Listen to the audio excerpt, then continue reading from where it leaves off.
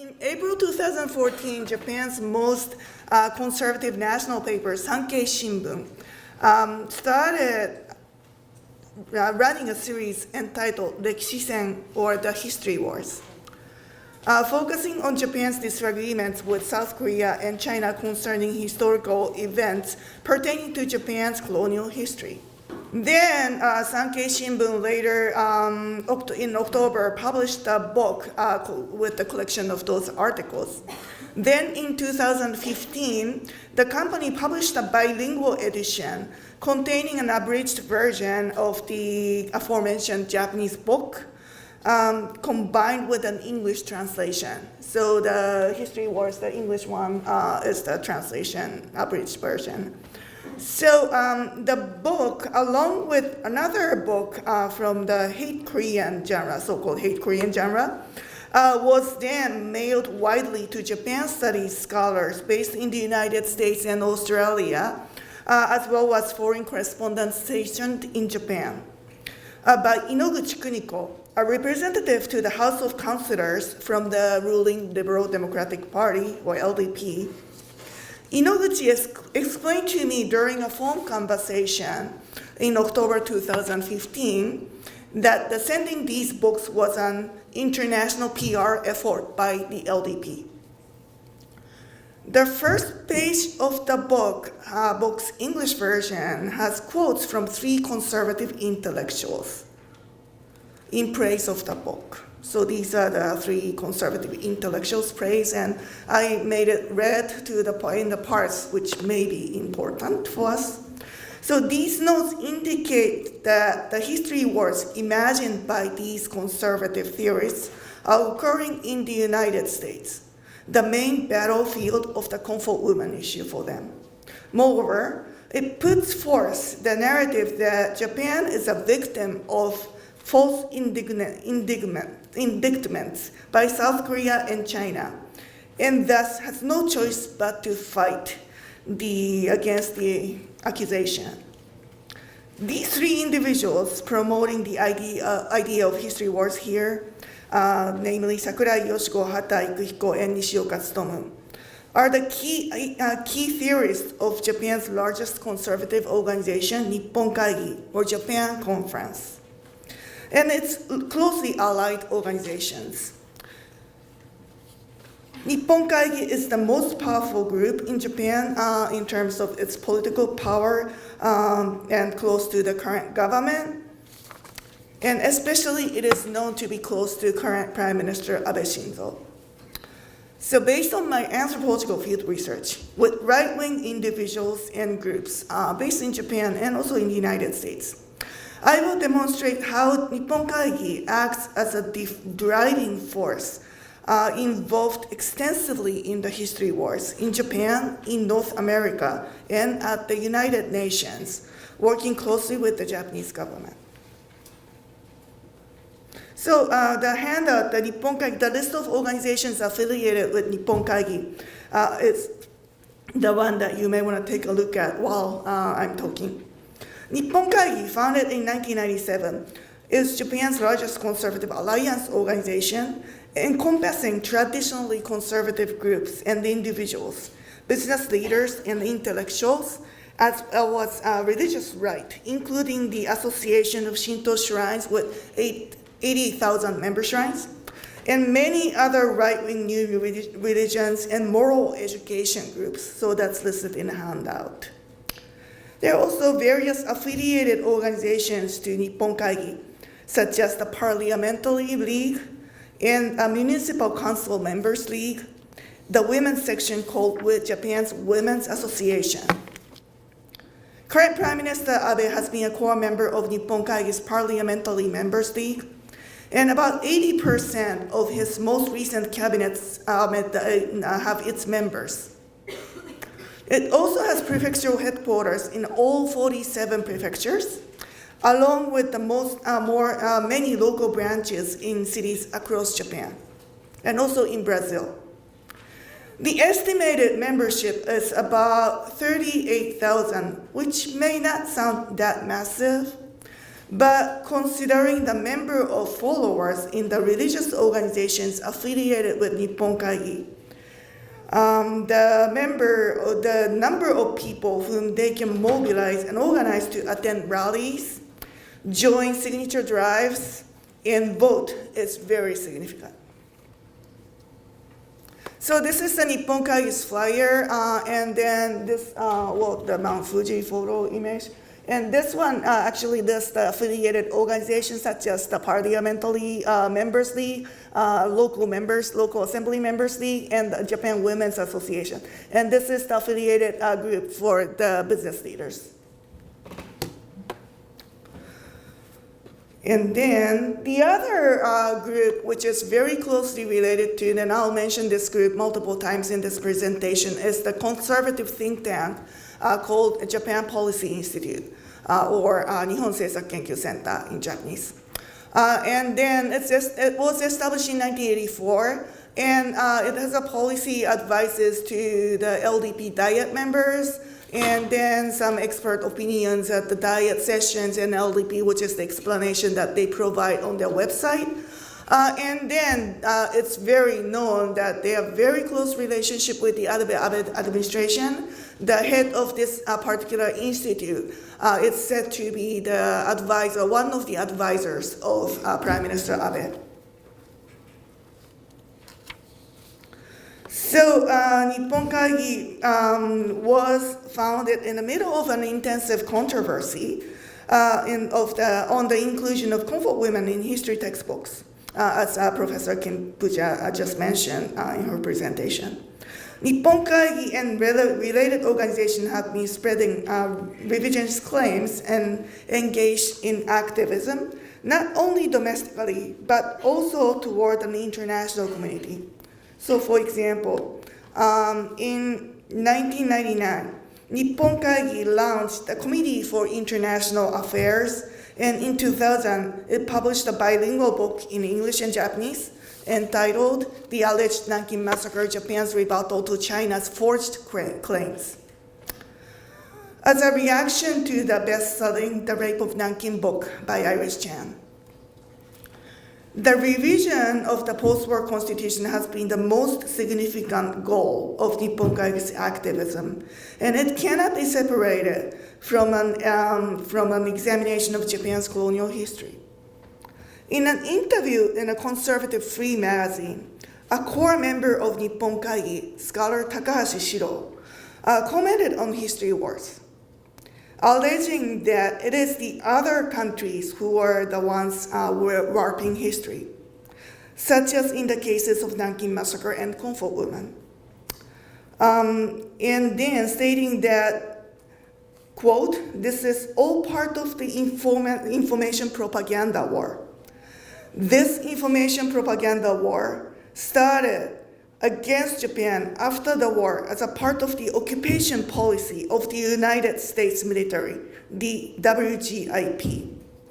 This WGIP is an abbreviation of SCAP's War Guilt Information Program, which aims at weakening Japan, they argue. So according to Eto Jun, who originally proposed this theory, and then many other conservative scholars such as Takahashi and other people, well, actually including American Kent Gilbert, who used to be a TV talent, who still appears on TV, but now he's the most famous conservative kind of ideologue affiliated closely with Nippon Kaigi. So American claim that. So according to them, the Japanese public, since the Tokyo Tribunal, the post-war occupation period and beyond, was brainwashed by the WGIP. Thus, Takashi explains, is the reason for the widespread belief in post-war and wartime atrocities by Japan, including comfort women. The acceptance of the post-war constitution and declining family values as well. This theory is used to question the entire post-war system, post-war order under the current constitution. And it's kind of a typical conspiracy theory, but they actually seriously insist in it. So early backlash against the comfort women issue began when the South Korean Kim Hak-sun came forward as a comfort woman in 1991. One of the early critics is Nishioka Tsutomu, who expressed the opposition to the lawsuit filed against the Japanese government by Kim Hak-sun and other comfort women, and the Japanese lawyers and media for being responsible for this situation, and especially Asahi Shimbun, which is known to be a kind of liberal paper in Japan.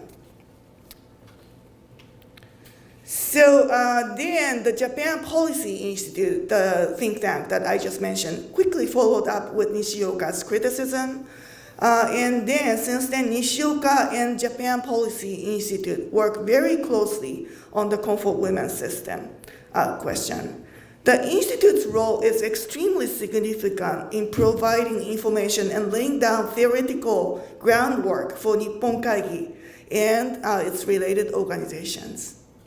Since the mid-1990s, attacks on the comfort woman issue have become much more intense with the emergence of a new revisionist history textbook movement, as mentioned already. And then this establishment of the Society for History Textbook Reform in 1997, toward the end of the 1996, was especially significant as it effectively widespread the range of people, including newcomers, that's the word used by Nippon Kaigi activists, who came to be involved in a movement.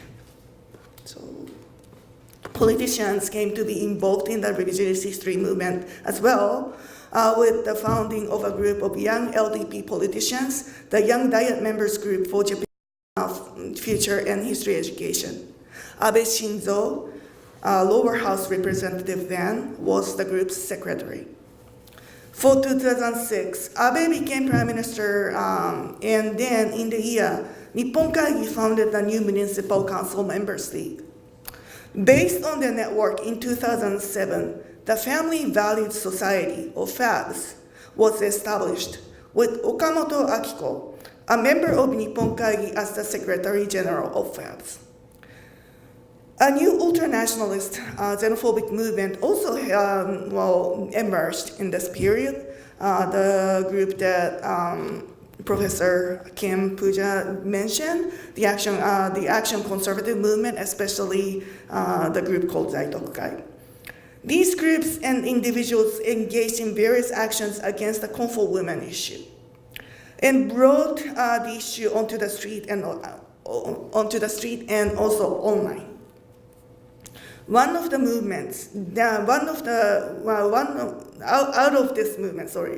movement, then Vice President of an anti-Korean xenophobic group, Zaitokukai, Yamamoto Yumiko, later established a women's group, specifically focusing on the issue of comfort women, Nadeshiko Action. The first major action of Nadeshiko Action was on December 14, 2011, this particular one, that on slide, which is a counteraction against the feminist demonstration in front of the Diet in Tokyo that was marking the 1000th Wednesday demonstration in support of the comfort women issue, and that's kind of collaboration with Seoul. And actually, Yamamoto Yumiko was the one who organized this entire thing, but then this Nippon Kaigi and FAB's Okamoto Akiko was also helping her on this. Under the Abe government, the revisionist movement started activities in the political arena, especially in local governments.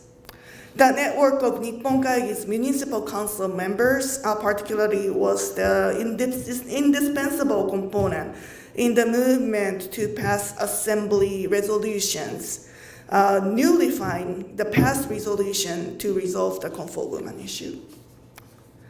So given this heavy interest in the international reputation of Japan, the right wing turned their effort to propagating their version of history overseas, and then perceived their main battlefield to the United States. This is the image of Yamamoto Yumiko and at her gathering. As you could see, she really pushes for this is the women's movement, conservative women's movement. We have the voice, but please hear our voice. So then this building of the Comfort Women Memorial in Palisades Park, New Jersey in 2010 sparked a controversy. In 2012, journalist Okamoto Akiko of Nippon Kaigi then published an article on the Palisades Park Memorial in Conservative Seiron magazine, published by Sankei, claiming that Japanese children in the United States are bullied because of the memorial. It was the first time that anyone problematized the Comfort Women memorials in the United States. Abe won the election for the LDP leadership in September 2012, and on November 6, 2012, immediately before becoming the prime minister in December of the year, Abe signed a name in a revisionist paid advertisement entitled, "Yes, we remember the facts," in a local New Jersey paper. Why New Jersey? Because of the Palisades Park Memorial, right? So then other people who signed up for this particular ad are all really the intellectuals, political leaders, journalists affiliated with Nippon Kaigi. Subsequently, statues were built in municipal locations in the US, resulting in mass protest emails being sent from Japan to mayors, city council members, and others. In 2013, a Comfort Woman statue was built in Glendale, California. While Nadeshiko Action and other right-wing groups encouraged the Japanese right to send protest emails, the Japanese residents in the LA area attended the public hearing to express their opposition. Yet many of the visible protests against those statues and memorials in the United States, such as the one in Glendale or San Francisco, Brookhaven, Georgia, are not really by Nippon Kaigi. They are more fringe kind of groups. So what has Nippon Kaigi has been doing then? So I will explain what they have been doing, just 3 examples. There are more, but just 3 examples. So the first one is the lawsuit against the Asahi Shimbun newspaper. As discussed before, in the early 1990s, the liberal media, especially Asahi Shimbun, Japan's second largest daily paper, became the revisionist target and was called as a fabricator of the Comfort Woman issue.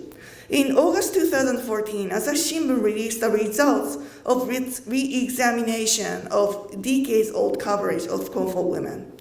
The paper announced that its careful re-examination revealed that some articles contained some errors, which they then retracted, while many other articles have withstood the lens of re-examination and contained no errors. Since the re-examination, however, right-wing attacks against the Asahi Shimbun has become extensive. With the Asahi bashing, conservatives thought that they had already won the Comfort Woman issue in Japan. The problem of the international reputation of Japan, however, still remains.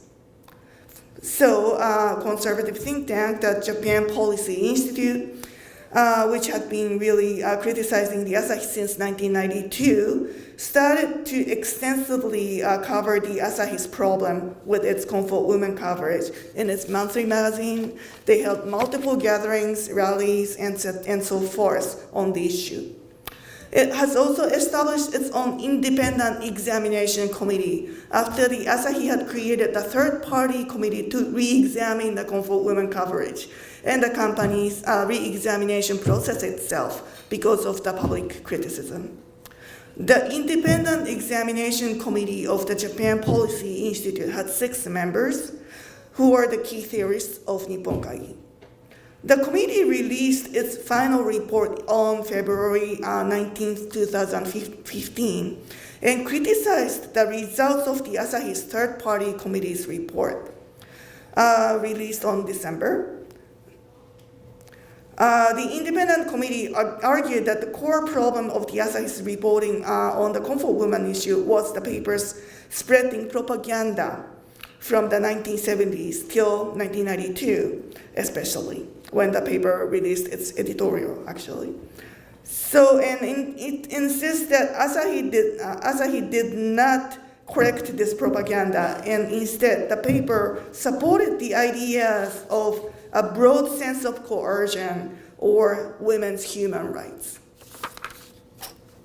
The independent committee then argued that the fabrication had a major impact on the wrong impression of Japan in the media reports, in newspapers in the United States and South Korea, and then caused psychological damage to the Japanese residents in the United States.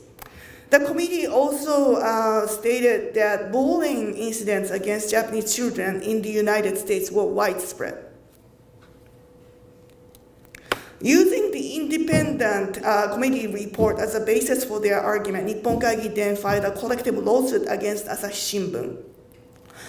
In the initial lawsuit filed on February 2015, a total of 2,557 Japanese resident individuals were named as plaintiffs, while many of them are living in Japan. Among them, 3 were the Japanese people living near Glendale, California. Later, more Japanese residents in the United States joined the lawsuit, about 46 of them.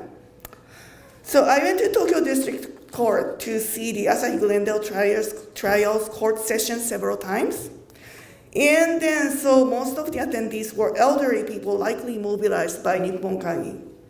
The intellectual leaders of Nippon Kaigi, such as Takashiro, Nishioka Tsutomi, and so forth, were almost, not Nishioka, Momochi Akira, were almost always there, as well as the group's secretary, Kabashima Yuzo. In fact, Nippon Kaigi was not the only organization that filed a lawsuit against the company. There are 3 groups actually, and 2 more groups filed the lawsuit against the company. So each of the claims differed a bit, but all of them emphasized the damage to Japan's reputation in the international community and to the Asahi Shimbun's coverage or fabrication of the comfort woman issue to the reputation of Japanese residents abroad. Nippon Kaigi's complaint declares that the Asahi fabricated coverage of the comfort woman issue had a major impact of the international community's understanding of the issue and damaged Japan's reputation and the lives of Japanese people in the U.S. The Asahi coverage of the plaintiff's claim impacted the following. So they claim that Asahi coverage impacted all of those things, such as public opinions in South Korea, reports in Euro-American media, UN reports and recommendation to Japan, the U.S. House Resolution 121, the building of memorials and statues in the United States, and the introduction of comfort women in McGraw-Hill High School textbook, history textbook, just the Congress, the Assemblyman Bronstein just mentioned actually. So Asahi, how powerful it is. Nobody reads the Asahi Shimbun really in this country, but they argue that this impacted all of those things. So this complaint then asked the damage, three plaintiffs from the United States asked for 1 million yen for the damage caused by the paper's coverage, and then demand the Asahi published paid advertisement in papers in the United States and the UK, such as the New York Times, the Los Angeles Times, and the Guardian. And what they're asking to include are these points that I'm showing in slides. So basically this written apology, of course they'd like to target the Asahi and attack Asahi, but also they'd like to attack the comfort woman issue itself. Sure. Okay, so I need to finish this as soon as possible. So the other 2 points, I'll just use 1 to 2 minutes. So this lawsuit, they lost in the lower court, so they brought the case to the Tokyo higher court. They're still fighting. But then 2 of the plaintiffs actually withdrew from the case because they didn't agree with the theory that the Japanese in the United States are bullied. So there, even among the conservatives, that theory is not really considered trustworthy for some people, but others really push for this particular theory. So I will just show there are some events that they are holding because of this trial. They are holding some events and rallies for the Japanese residents in the U.S.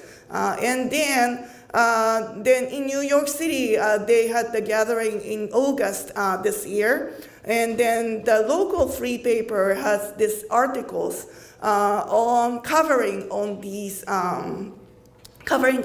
events.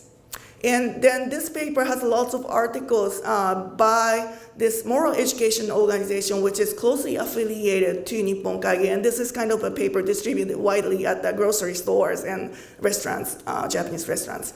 So this Asahi Glendale trial, then they published a book, and the main actually witness became this journalist or writer blogger Michael Yon, that nobody knows in this country, but among the Japanese conservatives, he became a big kind of person who can speak for the United States and about the comfort woman issue.